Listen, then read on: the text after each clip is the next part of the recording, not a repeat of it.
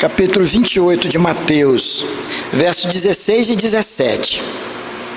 Abra sua Bíblia, são 2 versos apenas, que muitas vezes eles passam meio que desapercebidos por nós.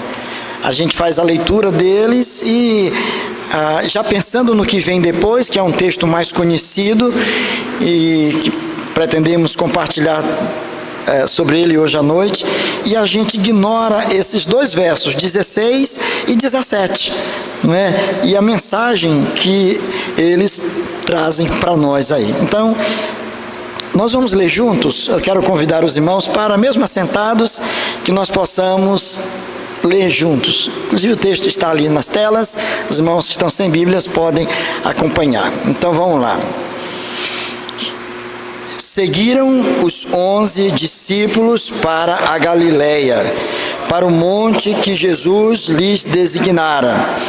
E quando o viram, o adoraram, mas alguns duvidaram. Vamos orar? Querido Deus, nós te damos graças, Senhor, pela bênção de poder nos reunir aqui em Teu nome. Nós louvamos o Teu nome, Senhor, porque hoje podemos comemorar a ressurreição do nosso Senhor, do nosso Redentor, daquele que morreu na cruz pelos nossos pecados, daquele que sofreu, daquele que passou momentos de muita angústia, para que nós fôssemos libertos daquilo que nos escravizava, daquilo que nos condenava, que foram os nossos pecados. Mas eles foram pregados na cruz, Senhor, e nós louvamos o Teu nome, porque em Cristo Jesus nós estamos libertos, e agora nós somos atraídos para Ti, para viver para a honra e para a glória do Teu nome. Muito obrigado, Senhor, por isso. Também te louvamos pela Tua palavra, e pedimos ao Senhor que abra o nosso coração e o nosso entendimento, para que possamos não somente compreender a Tua palavra, mas que possamos recebê-la com alegria, como sendo de fato aquilo que ela é, a palavra viva do Deus vivo. Que o Senhor assim nos alimente espiritualmente, que o Senhor aqueça os nossos corações, que o Senhor ilumine a nossa mente, que o Senhor esteja moldando o nosso caráter e nos ajudando a cada dia mais a nos deleitarmos no Senhor e na Tua palavra. Nós oramos no nome do Senhor Jesus. Amém. Queridos, tem textos bíblicos que nós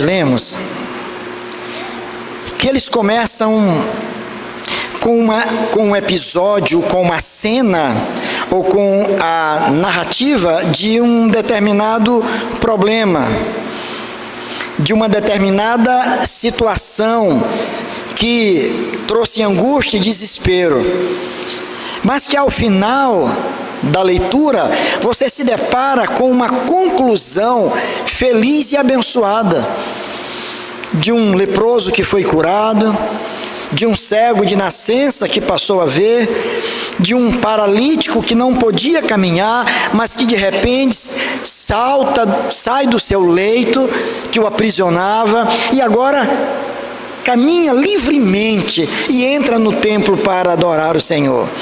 São histórias fascinantes, são histórias que estão registradas nas Escrituras para mostrar para nós que, por pior que seja a situação que estejamos vivendo, Deus, em Cristo Jesus, é a solução para nós. É em Cristo que nós encontraremos o refúgio, a proteção, que nós encontraremos a resposta que nós tanto precisamos. Contudo, há outros textos que parecem que o final deles, que se esperava que fosse apoteótico, ele termina de forma meio sombria. Observe esse texto aqui. Olha, eu vou ler novamente, e eu peço a você que agora atente com essa informação que eu estou dando. Seguiram os 11 discípulos. Seguiram os 11 para a Galileia, para o monte que Jesus lhes designara. E quando o viram, o que diz? O adoraram. Quando os discípulos viram Jesus, eles se prostraram diante deles, eles o adoraram. Mas logo depois, Tem um ponto e vírgula. Aí diz, mas alguns duvidaram. Alguns duvidaram. Alguns não acreditaram no que estavam vendo. Alguns permaneceram céticos, incrédulos. Permaneceram indiferentes àquele quadro maravilhoso estampado diante dos seus olhos. E a gente olha para esse texto e claramente nós percebemos dois tipos de comportamento diferentes em relação à ressurreição de Cristo Jesus. Dois tipos de pessoas, duas condutas completamente diferentes, diametralmente opostas. De um lado, alguns que, ao perceberem o que tinha acontecido, ao olharem diante dos seus próprios olhos, aquele que estivera morto e que agora estava vivo diante dos seus olhos, eles se prostraram, eles adoraram, eles se curvaram diante daquele que já havia predito a sua morte e ressurreição, aquele que já havia instruído os seus discípulos de que ao terceiro dia ele haveria de ressurgir.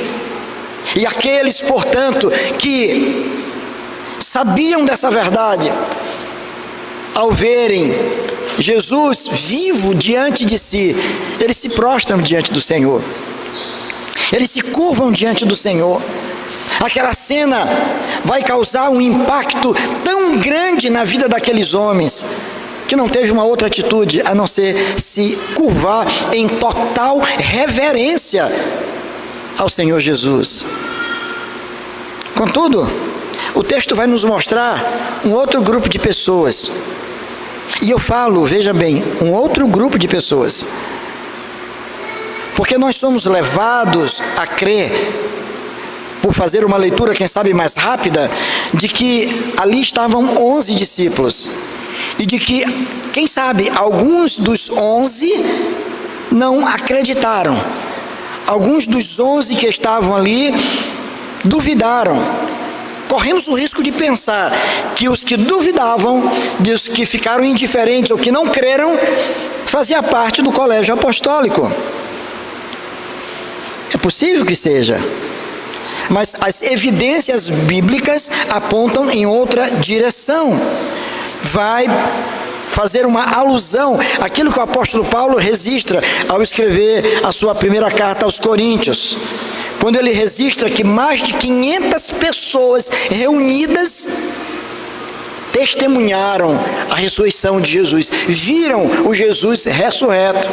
Então não são poucos os estudiosos que, ao olharem para essa passagem e olhar para essa particularidade, acreditam firmemente que daquelas 500 pessoas que estavam reunidas naquele dia, muitas delas duvidaram.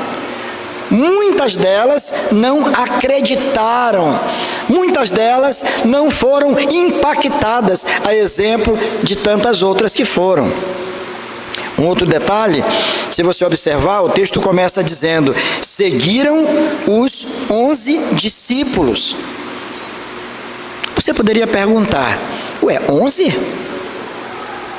Mas não eram 12? Eram, de fato, 12. Mas um cometeu suicídio, porque traíra o Senhor Jesus. Judas já não fazia mais parte do colégio apostólico, ele já não estava mais ali junto com os outros, mas os 11 ali estavam, os 11 perseveraram, e os 11 foram exatamente aquele local que o Senhor Jesus já havia orientado. Se você observar no capítulo 26 aqui de Mateus, no verso de número 32, diz assim: mas depois da minha ressurreição, olha só, Jesus falando antes de ter sido sacrificado, ter sido morto e ressuscitado. Ele diz: mas depois da minha ressurreição, irei adiante de vós para a Galileia. Então Jesus já havia predito a sua morte, e ele já havia também falado, anunciado a sua própria ressurreição. Ele disse: sim, eu serei sacrificado, sim, eu serei morto, mas eu não ficarei preso numa tumba, eu ressurgirei e eu vou para a Galileia. E ele disse: vocês me encontrarão lá, podem ir para lá, que eu vou encontrar com vocês lá. Irmãos, vamos pensar um pouquinho. Era preciso de fato acreditar nas palavras de Jesus para poder fazer aquilo, porque não era comum alguém anunciar a sua morte e ressurreição, dizer: olha, eu vou morrer, vocês vão ver eu crucificado, depois eu vou ser jogado numa sepultura, uma pedra enorme vai ser colocada lá fora, guardas estarão lá fora para segurança, mas nada disso vai me conter. Eu vou ressurgir ao terceiro dia, e isso era o domingo, e vocês vão me encontrar, não morto, vocês vão me encontrar vivo, pleno, lá na Galileia. E isso se espalhou, e essa mensagem, por um lado, alegrou o coração de muita gente que já estava na expectativa da ressurreição de Jesus, mas por outro lado, fez com que muitas pessoas zombassem daquela palavra. Que história é essa? Que história é essa de ressurgir ao terceiro dia? Que história é essa de alguém que é morto e a gente vai vê-lo morto e esse alguém depois voltar à vida sozinho? Ah, não, eu não acredito muito nessa história não, mas como está se divulgando na cidade, eu vou lá para ver também. Eu quero estar, porque tem muita gente entusiasmada com essa história, e eu quero ver se isso de fato vai acontecer. Eu não acredito, mas eu vou lá para testemunhar. Então o texto, muito provavelmente, está se referindo exatamente à parte dessa multidão de 500 pessoas que acompanharam, foram ver o Senhor Jesus ressurreto, não meramente os 11 discípulos.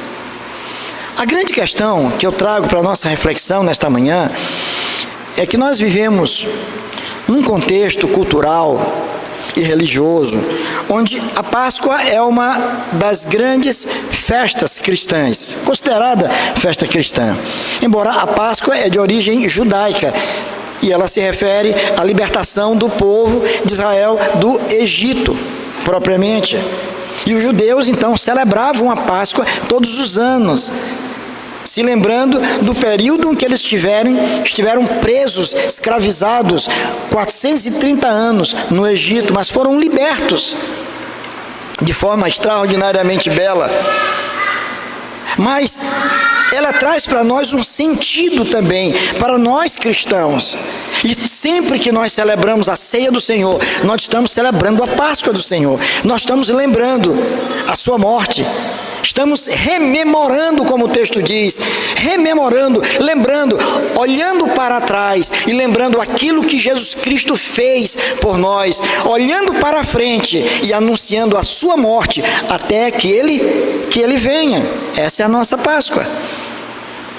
Mas nós não podemos deixar de admitir que essa festa, que essa data, ela mobiliza não somente as igrejas, as pessoas que são por natureza religiosas, ela mobiliza e aquece o comércio. A gente entra no supermercado no começo do ano já, em fevereiro, já tem uma parte que o teto está baixo, é só ovo de Páscoa, né? Que tentação, e as crianças, coisa terrível é ir para o supermercado nessa época com o neto. Ele olha para cima e diz: eu quero, né? E olha os maiores assim. E é caro, né, Azevedo? É caro. E parece para muita gente que a Páscoa é o quê? É comer ovo de Páscoa. Não é bom? Claro, é gostoso. Quem que não gosta? Ah, como é legal comer um ovo de Páscoa, né? Que bacana, um ovo de chocolate, que lindo. E aí você lembra do coelho. Eu não sei porquê, mas lembra do coelho, símbolo de fertilidade. Mas esquece do cordeiro. Lembra do coelho? Esquece do cordeiro. O cordeiro, ele fica esquecido num canto qualquer. Mas as pessoas comemoram a Páscoa e nós aproveitamos essa data exatamente para refletir um pouco acerca do que Cristo fez por nós, da grande conquista que Ele obteve para nós. Mas não somente isso, o que vai acontecer depois que a ressurreição do Senhor Jesus acontece. Esse é o ponto aqui que eu quero chamar a atenção dos irmãos. Comemoramos a Páscoa, vem um sábado chamado de Aleluia, muita gente está maltratando os Judas da vida, botando o nome do vizinho, do parente que não gosta, não é? No nome do político que não gosta, amarra o Judas, bate no Judas, queima o Judas, e que beleza, ele é o culpado. Passou a festa, trocamos presentes, refeições maravilhosas, encontros de família, e depois, o que vem depois? Aquela notícia da ressurreição que levou mais de 500 pessoas até a Galileia, a notícia da ressurreição de Jesus fez com que, segundo esse texto, os seus discípulos tomassem uma decisão que marcaria suas vidas para sempre. Depois da ressurreição, aquela notícia marcou a vida daqueles discípulos de forma decisiva. Vamos ver como? A primeira coisa que eles fizeram, vamos ouvir o texto. Olha para o texto novamente. O texto começa dizendo o quê? Seguiram os 11 discípulos. Seguiram os 11 discípulos.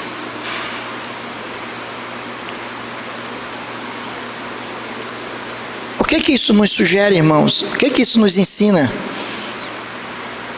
Só tinha 11. Um já havia sido morto. Ele mesmo cometeu o suicídio. Judas já não existia, era só 11. Mas o texto é enfático a dizer que os 11 seguiram para a Galileia.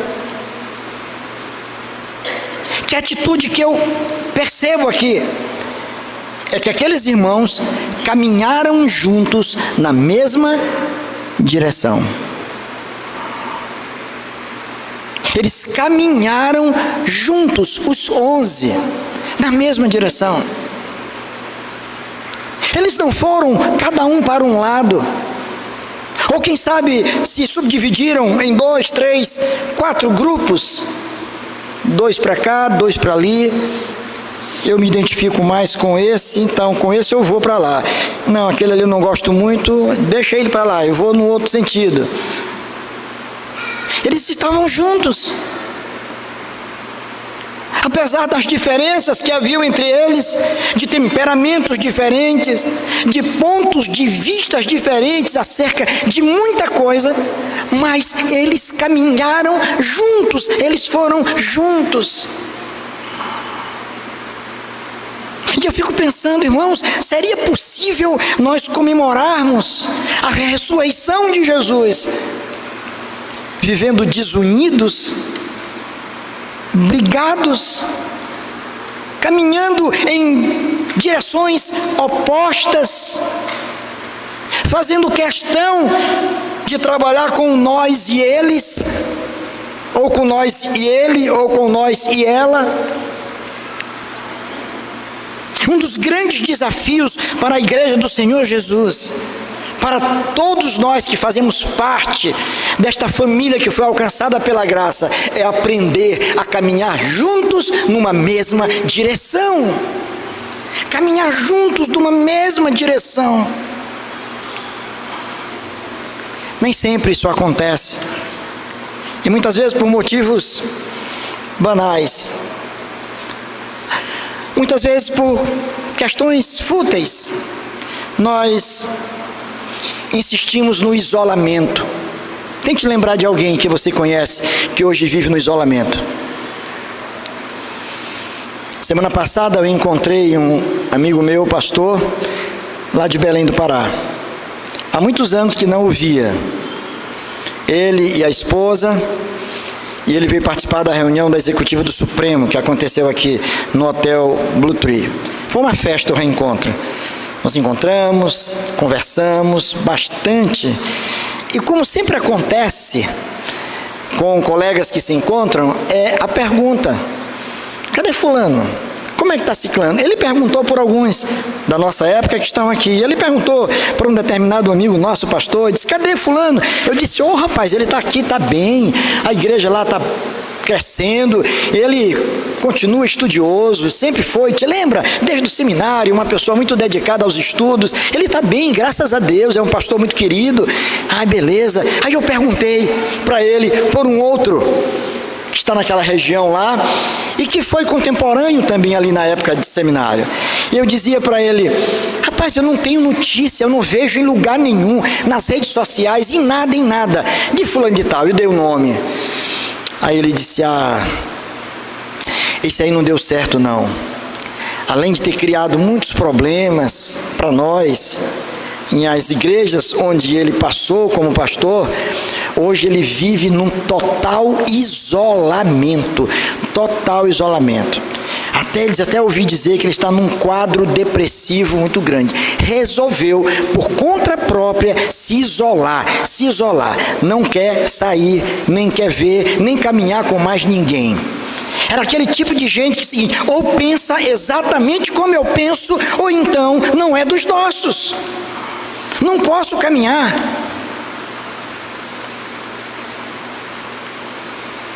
Está isolado. E eu digo para os irmãos,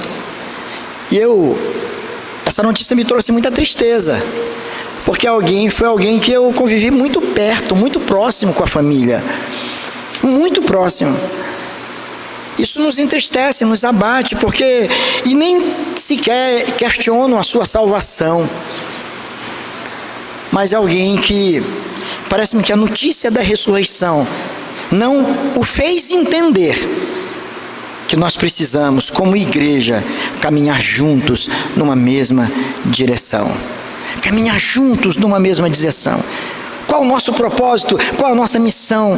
É honrar, é bendizer o nome do Senhor. Somos diferentes, temos dons diferentes, habilidades diferentes, mas nós nos harmonizamos, nos integramos, formando um corpo, uma máquina, com engrenagens que são lubrificadas com o óleo do Espírito Santo.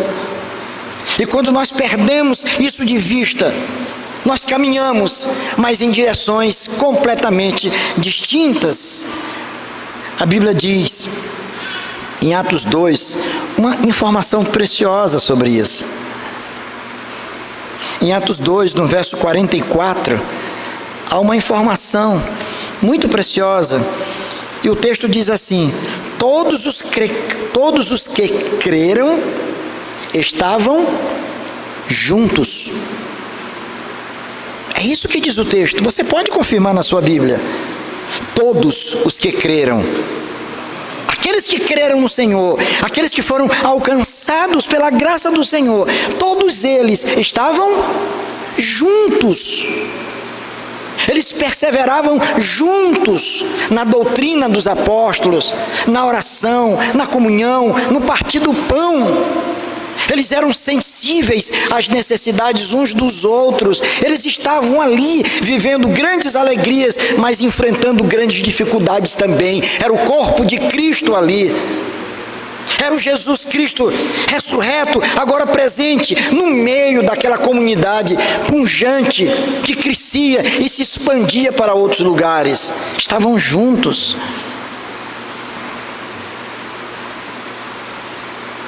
Sabe, para mim isso é muito importante, irmãos, porque eu creio firmemente que é no meio do ajuntamento, da comunhão dos irmãos, conforme o Salmo 133, que a bênção do Senhor está. A bênção do Senhor está onde nós fazemos prevalecer a harmonia, a comunhão. Como você tem caminhado? para onde você tem ido? Qual é o encontro que mais alegra o teu coração? Irmãos, são questões para a gente pensar. Qual é o encontro que te causa mais alegria? É tua turma de ex-colegas da faculdade? É dos teus colegas de trabalho? É daquela turma do futebol do final de semana? É daquela turma que está praticando algum exercício físico? A turma da academia? O que mais tem causado alegria no teu coração? Não é o vir para a igreja, não é o rever os teus irmãos, não é olhar nos seus olhos, não é cumprimentá-los, abraçá-los e juntos prestar um culto a esse Deus maravilhoso que nos alcançou com a sua graça. Claro, sem negligenciar, sem nos afastar desses outros grupos que nós temos. Mas entender que, irmãos, não tem nada que se compare a isso, ao ajuntamento solene. É não negligenciar por nada. É desejar ardentemente que o final de semana chegue, que o domingo chegue, para que eu possa estar na presença dos meus irmãos cultuando a Deus. Não, pastor, eu não tenho participado, sabe? Ah, mas eu estou assistindo lá em casa, todo dia. Eu estou de pijama, mas eu estou assistindo. Aí eu paro, vou tomar uma água, comer um biscoito. Mas eu estou assistindo. Isso é uma coisa. Outra coisa é você estar no meio do povo, sentindo esse calor humano, louvando e bendizendo o nome do Senhor, dando um testemunho autêntico da tua fé. Aqueles irmãos, com aquela notícia da ressurreição de Jesus, eles seguiram os 11 discípulos para a Galileia. Eles seguiram, eles foram naquela direção. Eles estavam juntos, caminharam juntos, em busca de um mesmo ideal. Esse é um ponto. É um ponto para a gente pensar. É um ponto para a gente refletir. Será que nós estamos fazendo isso? Será que nós estamos zelando por essa unidade? Você tem sido um agente que zela pela unidade? Você é aquela pessoa que diminui as ofensas. Mesmo que alguém diga alguma coisa, você diz, não, deixa para lá, isso aí ele falou porque estava meio zangado, mas não, esquece, conheça gente boa, não. E potencializa virtudes, olhar para o seu irmão e em vez de estar olhando as falhas e defeitos, olhar as virtudes que ele tem, dizer como ele é importante para mim, como eu fico feliz em tê-lo ao meu lado, louvando ao Senhor. A primeira coisa que eles fizeram, caminharam juntos na mesma direção. Mas eu extraio daqui uma segunda lição, que eu julgo ser importante igualmente a primeira. Além de caminharem juntos na mesma direção, eles obedeceram a instrução que fora dada pelo Senhor. Eles caminharam em obediência à orientação do Senhor. O verso nos diz que eles seguiram os 11 discípulos para onde? Para a Galileia. Mas de onde veio essa ideia de Galileia? Por que eles foram para a Galileia e não para um outro local? Por aquilo que nós lemos lá no verso 26, no capítulo 26, verso 32 de Mateus. Que Jesus, antes mesmo da sua morte, ele já havia determinado, digam aos meus discípulos que eu encontrarei com eles na Galileia. E foi exatamente em obediência àquela fala do Senhor que eles foram para lá. E eu estava consultando, inclusive, irmãos, algumas outras traduções, e aqui o texto diz, não é? Seguiram os 11 discípulos para a Galileia, para o monte que Jesus lhes designara. O verbo aí designar, orientar. Mas tem versão que diz, em vez de designar, ordenar. para o monte, para o local que Jesus havia ordenado. Então a ideia aqui é que havia uma ordem do Senhor Jesus. A vontade de Jesus estava clara, é que eles caminhassem juntos, mas caminhassem para o lugar que ele havia determinado. Eles precisavam estar naquele local. Por que aquele local? Havia alguma coisa diferente lá na Galileia? Galileia era melhor do que os outros lugares. O que tornava, ou que iria tornar a Galileia naquele momento um local destacado do mundo naquele momento, não era a sua bela paisagem, mas era o fato de Jesus estar ali. Onde Jesus está, ali é o melhor lugar. Onde Jesus está, ali é o local para onde nós devemos nos dirigir, não para outro local. Não havia, portanto, na Galileia nada que a tornasse melhor do que qualquer outro local. Naquele momento, ela se destacou por conta da presença de Jesus que havia ressuscitado. É a presença do Jesus vivo que faz toda a diferença, não somente nos lugares, mas nas vidas das pessoas também. Faz toda a diferença. E ali eles caminharam em obediência. Então não basta apenas estar juntos. Muitas vezes nós estamos caminhando juntos com muita gente, nós estamos caminhando na direção errada. Estamos nos alegrando com muita gente, mas nos alegrando com a coisa errada. Estamos juntos com muitas pessoas, desfrutando de muitos prazeres, mas prazeres que não são aprovados pelo Senhor.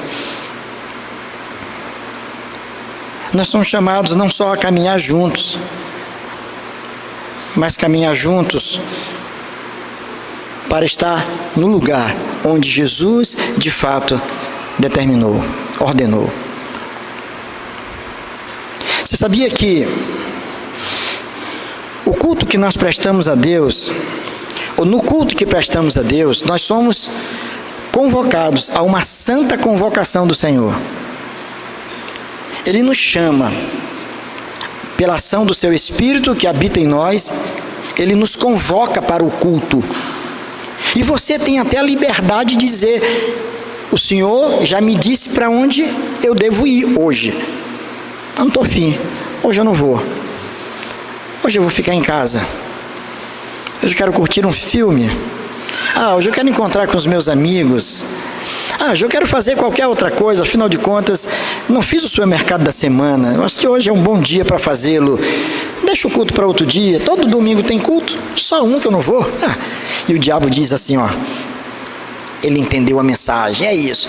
No outro final de semana eu encontro uma outra desculpa para ele. Ele achou que vai gripar. Eu estou achando que vou gripar. Eu acho que vou gripar. Não gripou ainda não, sabe? Aí você começa a encontrar desculpas e você fica satisfeito com elas. Você acha que está tudo bem.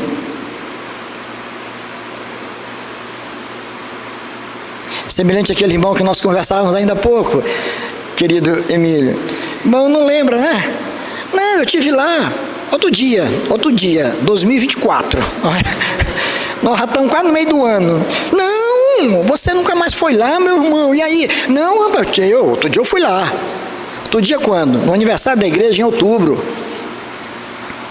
Será melhor ele dizer: não te preocupe que no outro outubro eu estarei lá de novo.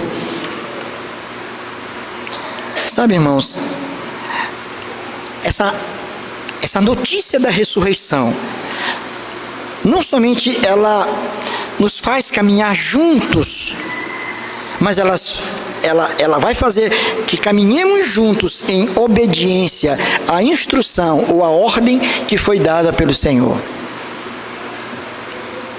Quem vive a mensagem da ressurreição, vive em obediência a Deus, tem prazer em estar no lugar onde o Senhor está, tem prazer em estar na presença do Senhor, porque ali será sempre o melhor lugar, o lugar de conforto, de paz, de alegria, de instrução.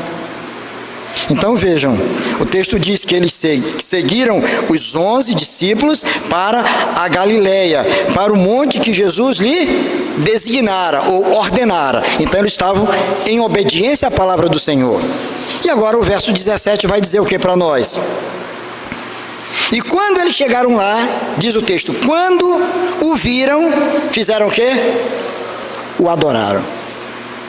Eles se prostraram aos pés do Senhor. E eu estava tentando vislumbrar essa cena. A gente precisa fazer esses exercícios mentais às vezes, né? Você vislumbra, você imagina a cena. Eles caminharam até a Galileia. E de repente eles se deparam com Jesus.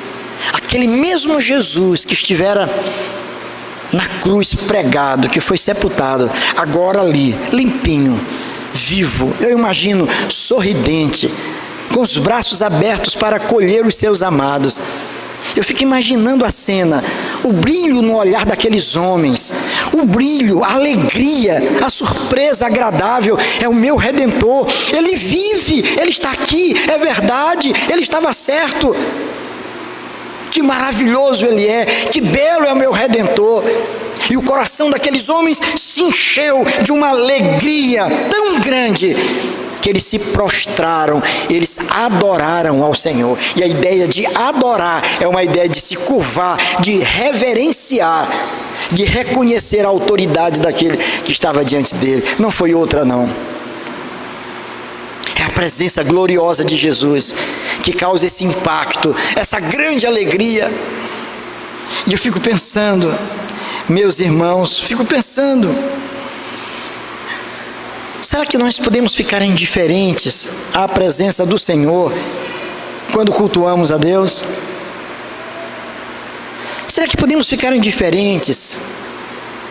Vamos cantar o hino, a igreja de pé, os músicos fazendo a introdução, o hino começa de forma vibrante, alguns irmãos cantando com alegria, a gente percebe no semblante.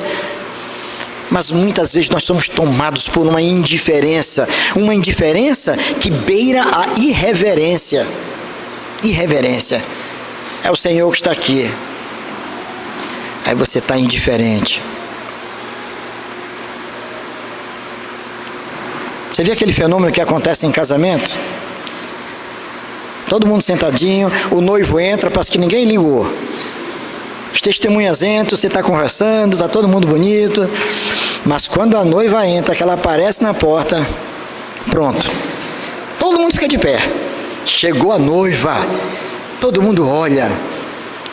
Dificilmente você vê alguém indiferente. A noiva entrando e as pessoas aqui conversando de lá, trocando figurinha. Dificilmente. Todo mundo quer vê-la bonita, deslumbrante, entrando para o encontro com seu noivo. Que cena maravilhosa é essa?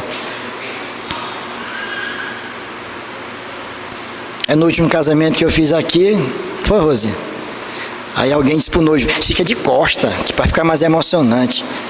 A mãe da noiva chegou e cochichou no noivo, deixa de ser bobo, rapaz, vira de frente, olha a tua noiva.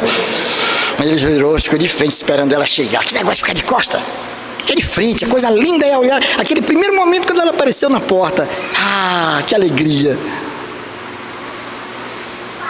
E quando a gente vê o Senhor, irmãos, quando você sente a presença de Deus, quando o culto começa, quando nós abrimos a palavra do Senhor para ler, você crê que o Senhor está presente ali, e aquela alegria, ela move o teu coração, aquele senso de reverência que precisamos ter nos nossos cultos, cada vez mais ainda. Eu tenho elogiado as crianças têm dado um grande exemplo de comportamento aqui dentro. Como elas se comportam? Isso é maravilhoso. Às vezes é o adulto que se comporta mal. Sai 3 vezes para beber água. Traga logo a garrafinha de casa, para não sair no meio da mensagem. Eu tive um pastor auxiliar, enquanto pastoreava a igreja do Cruzeiro do Anil, já falecido, reverendo Joel Antônio Freitas. Ele foi pastor, fez parte da equipe pastoral na igreja em Pretória, na África do Sul. E ele dizia para mim, Antônio, a igreja era grande lá, E lá era uma coisa assim, o culto era uma liturgia belíssima. Os presbíteros entravam, sentavam. Na hora que o presbítero se dirigia da cadeira para ler a palavra, não precisava dizer, vamos ficar de pé. Automaticamente, toda a igreja ficava de pé. O povo levantava, em respeito o quê? A palavra. Reverência. Quase não se fala mais isso. Não se fala mais sobre isso, sobre reverência no culto. A maneira com que nós devemos estar. O uso do celular, da conversa paralela, do levantar a cada instante. Sempre por alguma coisa importante. Se não fizer aquilo, o mundo vai acabar. Eu tenho que salvar o mundo. Quando é preciso, nesse momento, desligar de tudo e dizer assim, eu vou cultuar ao meu Deus. Essa é a hora de total concentração. Eu vi a mensagem de um pastor coreano, sendo traduzido naturalmente por um português. E ele lá na Coreia, ele falando da visita dele ao Brasil. Uma das coisas que ele destacou. E coreano pregando, teve um coreano pregando aqui. Eu estava do lado de fora. Quando eu abri a porta, eu pensei que estava tendo briga. Mas não era briga não era briga, porque eles falam mesmo. E o outro que traduzia entrava no mesmo clima, em português, mas falando do mesmo jeito. Meu Deus, o negócio é sério ali. Mas o coreano dizia, lá nesse sermão, uma das coisas que ele observou no Brasil, não foi a alegria nos louvores. Ele dizia, a falta de reverência. Falta de reverência. Como as pessoas não levam a sério aquele momento. Como as pessoas não levam a sério o horário de começar o culto. Como não leva a sério o momento em que a pregação está sendo feita. Quando os hinos estão sendo cantados, há muito movimento, muita distração. E parece que intencionalmente hoje existe pessoas preocupadas com o crescimento de igreja que estão querendo promover algum tipo de atrativo para que as pessoas venham e permaneçam no culto. Meus irmãos, se não for aquela consciência plena de que o Senhor está presente e de que Ele é digno de toda a honra, de toda a glória e de todo louvor, tudo mais que fizermos não tem sentido. Essa consciência, eu estou diante de Deus, numa audiência com o soberano, Ele está presente, Ele está falando ao meu coração. É a Ele que eu vou exaltar, é diante dEle que eu vou me prostrar, a exemplo do que fizeram aqueles discípulos. O Senhor estava ali, diante dos seus olhos, e aquela presença foi impactante, que fez com que eles se curvassem diante do Senhor em adoração, numa reverência plena e total. São essas coisas que nós precisamos buscar a cada dia mais, irmãos. Que Deus nos dê graça para que possamos viver essa notícia da ressurreição. Que possamos juntos entender isso, caminharmos sempre unidos na mesma direção. Mesmo que, às vezes, com pontos de vista diferentes. Vamos por uma reunião, o que fazer? Vamos pintar o muro, pinta de amarelo, pinta de vermelho, que cor vai pintar? Não interessa se a cor que prevaleceu foi diferente daquela que você achava que deveria ser. O importante é que a gente tem que aprender a caminhar junto. E quando você perde a capacidade de caminhar junto com quem pensa diferente de você, você está sabotando a tua maturidade. Você está tirando de você a oportunidade de crescer. Eu não estou me referindo a pontos essenciais da fé cristã.